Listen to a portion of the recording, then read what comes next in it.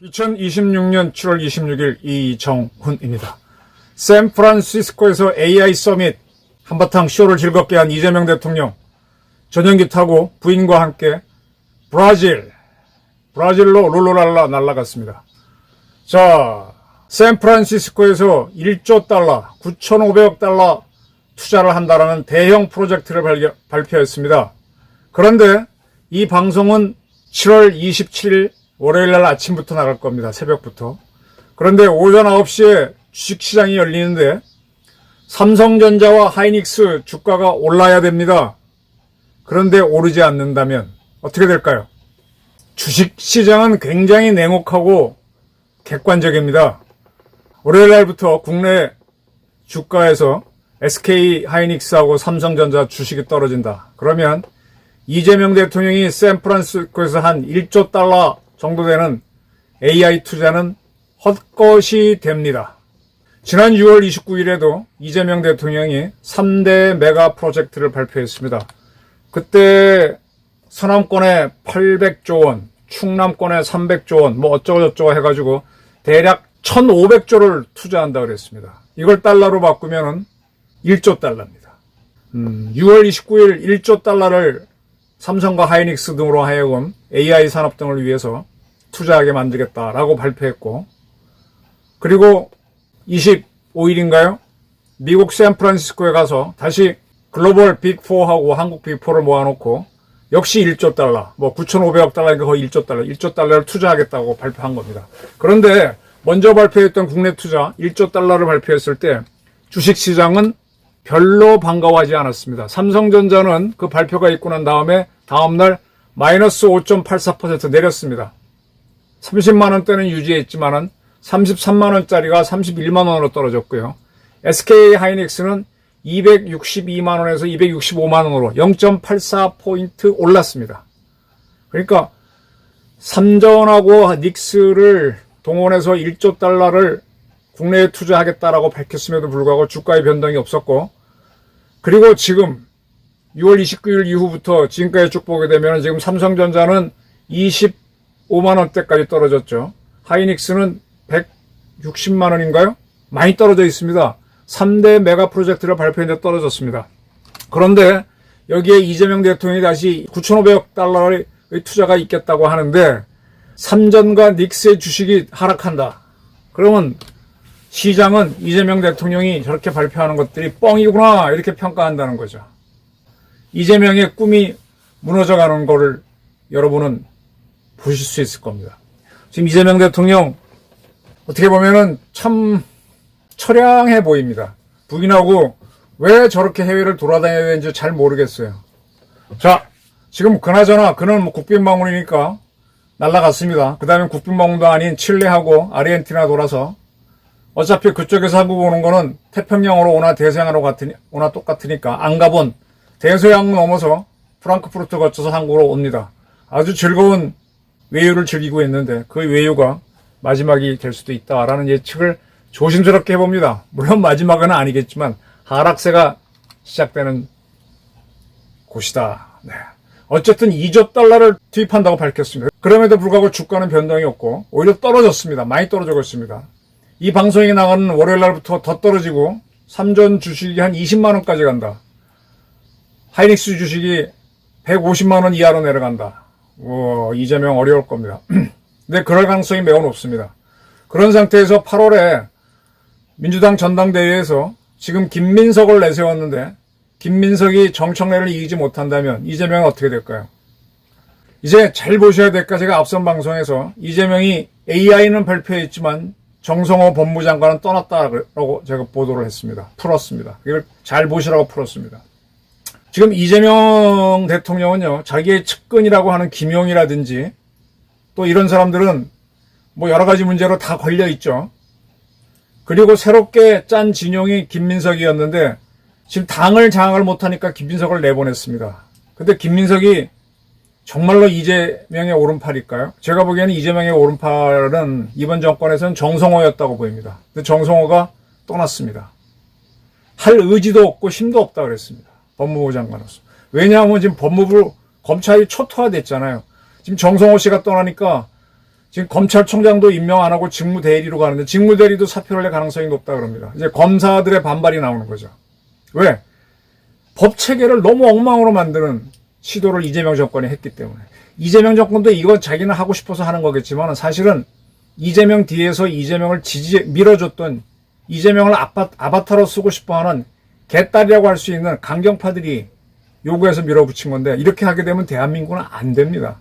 지금요 민주당의 주력은요 대한민국에 반대하는 대한민국을 건국한 이승만, 박정희, 전두환 이런 세력들은 악의 축으로 보는 세력들이 자기들은 권력을 못 잡아요. 그러니까 운동권을 해서 선동을 할 줄 알고 대중적 지지가 있는 사람들을 내세워서 합니다. 내세워서 합니다. 지금은 이재명이 좋아서 하죠. 근데 이재명이 말을 안 들으면 또 교체를 할 겁니다. 근데 그게 정청래가 될 수도 있고 또 누가 될 수도 있습니다. 그들이 계속해서 이 강요를 합니다. 그래서 대한민국의 가장 중요한 거는 안보고 그 다음에 국내를 지키는 안전인데 안전 중에 핵심은 사법체계입니다. 이걸 뒤흔드는 거예요. 검찰청을 공소청으로 만듭니다. 그리고 지난번에는 중수청을 만든다 해서 중수청 만드는 법이 통과됐습니다. 중수청에는 검사와 경찰이 같이 근무한다 그랬는데 지금 나오는 걸 쭉 정리해 보니까 중수청에 가는 검사는 검사 자격을 포기하고 즉 변호사 자격만 가지고 수사관이 돼야 됩니다. 경찰 노릇을 해야 되는 거예요. 그러면 과거에 검찰 역할은 공소청만이 하는데 이 수사를 하다 보게 되면요. 이번에 장윤기 사건 같은 것처럼 경찰이 많이 바꾸죠. 그건 제가 취재하는 현장에서 형사들하고 부딪혀보면서 경험한 게 많기 때문에 이들이 이렇게 꾸미는구나. 꾸미는 거 많이 보여. 어떨 때는 막 어떤 형사는요. 제가 직접 본 건데 막 가서 현장에 오지 않은 검사, 심약한 검사들이 있죠. 막 기세게 설명합니다. 그럼 검사가 넘어가요. 이렇게 하면 되지 하고 따라갑니다. 그렇게 끌고 가는 형사도 있습니다. 그건 제가 직접 봤어요. 그래서 지켜보면서 그때는 참 뭐가 뭔지 몰랐는데 지금 생각해보니까 저렇게 만드는구나. 달리 볼 수도 있는데 저렇게 인식을 심어주는구나. 쇠뇌를 하는구나 생각했었는데 그렇게 경찰은 만드는 경우가 있습니다. 그걸 제3자인 검사가 딱 보고 야 이거 이렇게 봐야지 상식으로 신문사에서 일선 기자들이 현장 가서 취재하다 보면 취재원하고 결탁이 되거나 그 사람 생각에 쇠뇌당해서 그쪽만 전달하죠. 다른 건 못 보죠. 경험 많은 부처장들이 야 이건 아니야 다시 봐봐 데스크 보듯이 보안 취재를 요구하는 건데 이 공소청 검사한테 보안 수사권을 안 주겠다는 거잖아요. 안 줬잖아요. 근데 지금 또 주겠다는 거예요. 근데 그걸 누구한테 주는가 하면 중수청 수사관한테 주는데 중수청은 좀 심각한 범죄만 하기 위한 중대 범죄만 하기 위해서 중수청을 만들었는데 거기 뭐 가족 범죄, 뭐 여성 범죄까지 넣어가지고 뭘 하자는 건지 모르겠어요. 이 보안 수사는 검사가 직접 할 필요성이 높은 겁니다. 시켜서 할 수도 있지만 시켜서 하는 걸로 자꾸 꾸밉니다. 이렇게 되면 검찰이 와야 돼서 국민의 인권이 보호가 안 돼요. 그러니까 정성호 씨도 그걸 아니까 이 개딸들이 요구하는 대로 안 하면은 정권이 붕괴되니까 이재명은 하는데 하게 되면 나라가 절단나고 그럼 자기 책임이 있으니까 사표 쓰고 나갔죠. 이거를 법무부 장관이 그래도 해줘야 이재명은 부담이 덜한데 안 하고 나가버렸으니 어떻게 할 겁니까? 이제 누구를 시키죠? 자기랑 사시동기로서 오랫동안 신뢰관계를 맺어온 정성호가 빠져나가는데 누굴 시키죠? 그래서 이재명 정권의 위기가 벌어지는 겁니다. 삼전하고 하이닉스 국내에 1조 달러, 해외에서 1조 달러, 도합 2조 달러를 투자하겠다라고 했는데 주가가 떨어집니다. 그런데 개딸들의 요구로 하는 사법개혁을 하려니까 그의 오른팔인 지금은 뭐 김용이 없는 상태에서는 사실상 오른팔인데 정성호가 떨어졌습니다. 그리고 국방개혁을 한다고 지금 국군사관학교를 밀어붙입니다. 일반 국민들은 이 문제성을 심각하게 모르시는데 지금 국방개혁은 북한의 핵 문제, 북한의 러시아 파 문제 이런 것 등등에 대해서 대응하는 쪽으로 가야 되는데 엉뚱한 짓을 하고 있어요.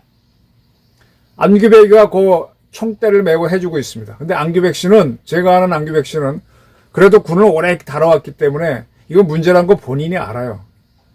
근데 지금 본인이 약점이 잡혀있죠. 도대체 방위병 전반교육하고 저랑 같은 세대의 사람이니까 문무대에 입소하고 결혼 2년 마쳤으면 방위병 갔으면 3개월 혜택을 받아야만 되는데 그걸 못 받고 나왔다가 다시 뭐가 문제가 있어 다시 방위 재입소를 한 사람이잖아요. 그럼 그 기록을 누가 갖고 있어요? 이재명이 갖고 있죠. 이재명이 그걸 공개하는 방법은 무지하게 쉬워요. 민주당이 가장 싫어하는 조선일보 기자한테 딱 주면 뻥 나오면 안규백에는 그 순간에 날아가고 병신되는 겁니다. 그 약점을 쥐고 이걸 하라는 건데 안규백이 지금 용코로 걸려있죠. 이거를 수행하게 되면 나중에 대한민국 국군 전체로부터 욕을 먹을 것이고 수행 안 하면은 이재명이 죽을 것이고 수행을 하면은 끝까지 이재명의 앞잡이로 가서 이재명 정권이 몰락하면은 같이 순장돼야 될 겁니다. 정성호는 순장을 지금 안 당하기 위해서 도망친 거죠. 전 그렇게 봅니다. 안규백이는 좀 이대로 가면 순장, 이재명 대통령이 당권을 확보하지 못하고 그런 상태에서 민주당 내분이 일어난다. 그러면 과거 민주당 세력들이 분당됐을 때 노무현 대통령 탄핵을 주도한 적이 있었죠. 이재명 탄핵하지 말란 법이 없습니다. 민주당에서. 쉽게 말하면 반명 세력에서. 이미 그 깃발은 유시민이 들었죠. 증축하라 했더니 재건축하고 있다라고 하면서 들었습니다. 그때 죽어가는 이재명과 같이 순장될 것이냐. 지금 윤석열 대통령이 계엄한 것 때문에 김영현 당시 국방부 장관이 순장조가 됐는데 그 꼴을 당할 것이냐. 그게 참 영예로운 자리라면 사륙신이라면 하겠지만 이게 사륙신이 아니면 참 고민이 많을 겁니다. 안규백 굉장히 고민이 많을 겁니다. 안규백보다 더한 앞잡이가 북한의 핵을 인정하면서 북한하고 대화하자, 북한하고 돈 갖다 주자, 북한 돈 갖다 주자 하는 정동영입니다. 지금 그 문제에 대해서 지금 보수 세력이 제대로 지금 대항을 안 하고 있는데 정동영이처럼 친북 노선을 노고로 하는 사람은 없습니다. 오히려 안규백은 그렇게까지는 안 했는데 국군 산업교 때문에 지금 굉장히 공격을 받고 있죠. 근데 이 정동영 노선은 개딸들 노선하고 같은 거죠. 대한민국을 휘젓고자 하는 세력과 같은 거기 때문에 그냥 갑니다. 이재명이 그 같이 가지고 있어요. 근데 이것도 자꾸 미국 다니고 뭐 하다 보면은 미국 대통령하고 만나고 CVID에 동의한다라고 하게 되면 너 그러면 그거 CVID를 반대하는 정동영을 왜 장관으로 쓰니 하면서 모순에 봉착해서 CVID를 끝까지 고집할지 말지 본인이 모순에 빠지면서 붕괴합니다. 이재명 정권은 붕괴합니다. 그때 안규백은 순장조가 될 건지 정동영은 순장조가 될 건지 김민석이라고 하는 총리 이 친구 되게 야근 친구죠. 머리 참 좋습니다. 이렇게 지켜보면 수치 같은 거 금방 정리합니다. 김민석이 정말로 이재명의 오른팔이라고 봅니까? 이 사람은 과거 한번 배신을 해서 다른 당으로 갔던 사람입니다. 머리 좋은 사람들은요 예민하기 때문에 뭔가 불리해지는 걸 남보다 빨리 느낍니다. 그래서 유리한 상황이 오게 되면 그걸 빨리 올라타고 불리한 상황이 되면 빨리 도망치죠. 보통은 그래요. 굳건한 의지가 있고 똑똑한 사람은 도망치지 않고 거기서 살궁리를 찾아 돌파하는데 김민석이 그런 사람으로 보이나요? 저는 아니라고 봅니다. 지금은 이재명이 하려니까 총리직을 그만두고 당대표에 도전하지만 승산이 없다라고 하게 되면 자기 살 길을 찾아야죠. 어차피 당대표 실패하면 총리로 돌아갈 수도 없고 국회의원도 뭐 할 수는 있나? 낙동강 오래니까 살기 위해서 뭔가 할 겁니다. 정청래에 투항하겠죠. 이재명의 약점은 자기 세력이 없습니다. 그냥 개딸들이 밀어줘서 그들의 아바타 역할을 하는 조건으로 됐습니다. 이 모든 G9 선상에 이해찬 씨가 있었는데 그분이 돌아가셨잖아요. 그럼 그분이 있으면은 이렇게 조정을 할 수 있는 조정도 못 합니다. 이 개딸들의 요구가 거세게 나오게 되면 못 견딥니다. 그래서 이재명은 그걸 따라가지 못하니까 당권을 쟁취하기 위해서 호남을 설득하기 위해서 호남 중심으로 1조 달러 그리고 한국 경제를 전체를 살리면은 좀 지지해주는 세력이 올까 해서 빅4 세계 글로벌 빅4하고 국내 빅4를 묶어서 1조 달러를 투자하게 만들었는데 이게 사람들이 믿어주지 않고 그 증거로 주가가 하락한다. 그럼 낙동강 오리알 되는 거죠. 그런데 정성호 가장 오른팔이 떠나버렸고 안규백이도 지금 뭐 한다고 앞잡이를 해주는데 점점 힘을 잃거나 아니면 날아가 버린다. 그럼 누가 이재명을 위해서 싸우겠습니까? 지금은 바로 이재명한테 대드는 게 민주당에서는 손해니까, 정청래도 연합뉴스 인터뷰한 거 보니까 내가 이재명과 한 몸이다 그러는데, 지금 그게 유리해서 하는 말이고, 언제 어떻게 표현할지 모르잖아요. 이재명 씨도 본인이 5개 재판에 걸려있고, 11개 사건으로 기소돼 있고, 말을 얼마나 바꿔왔습니까? 그러니까 안 믿어주는 거죠. 그래서 27일 아침에 주식 딱 보면서 삼전과 닉스의 주가가 추락한다. 그럼 이재명이 만들었던 2조 달러 투자는 허망한 한여름밤의 꿈이 되는 겁니다.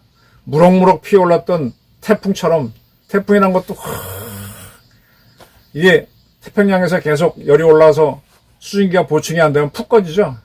네, 꺼지는 겁니다. 무럭무럭 할 때 같지만 하루아침에 날아가는 겁니다. 이게 보수 세력이 움직이지 않고 보수 세력 설득하려고 지금 얼마나 노력했어요. 2조 달러 끌어왔다. 근데 주식시장이 안 속아. 그런 상태에서 정성호는 이미 빠져나갔고 안규백이 흔들흔들합니다. 정동영은 충실히 하지만 점점 더 그럴수록 이재명은 고립된 상태에 빠지죠. 김민석은 끝까지 이재명한테 충성을 할까요? 그리고 한선숙 총리는 이재명을 대신해서 방탄총리를 대줄 수 있을까요? 외교부 장관이? 지금 행정안전부 장관이 해줄 것 같아요? 하는 척만 하겠죠. 지난번에 담화원 발표한 것도, 올궁사태 발표한 것도 보게 되면 뭔가 뒤로 물러서는 느낌을 주죠. 이재명의 외기는 본격화됐다. 저는 이렇게 보는 바입니다. 감사합니다.